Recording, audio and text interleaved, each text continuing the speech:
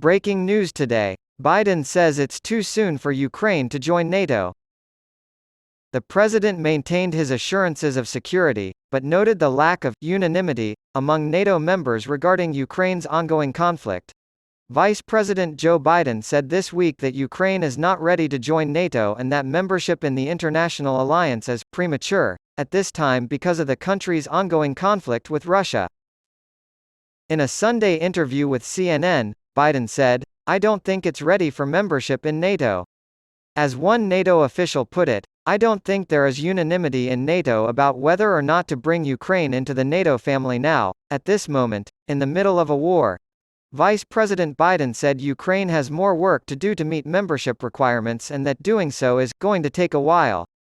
In the meantime, however, he reaffirmed his commitment to guarantee the country's safety, stressing that the United States would make sure Ukraine has the weapons it needs to defend itself from Russia. This promise came soon after Biden overrode humanitarian concerns about sending cluster munitions to Ukraine, justifying his decision by saying that it was critical to supply Kyiv with more artillery.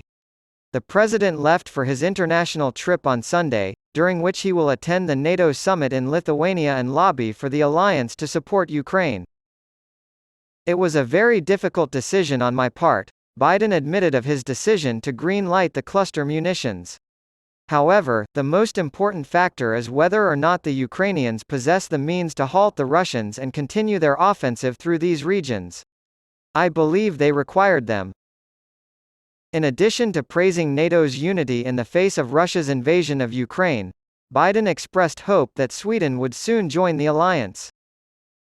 From the time he sent 185,000 troops into Ukraine, he said, "I believe Putin has had an overwhelming objective, and that is to break NATO.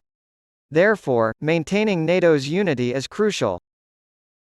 Among the many topics covered, Biden was questioned about the Trump administration's stance on China.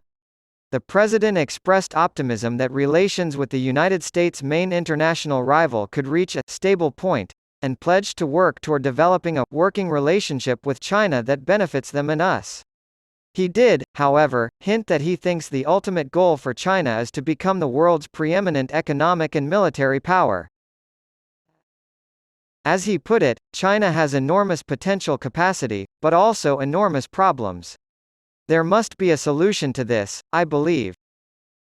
He added that Biden had cautioned Chinese President Xi Jinping against providing additional support to Russia in its war against Ukraine, highlighting the economic blow that would result if American corporations withdrew from the country at the same rate as they have from Russia. "It's not a threat," I said, "it's an observation," Biden explained. He has not gone in with both barrels against Russia, the source continued.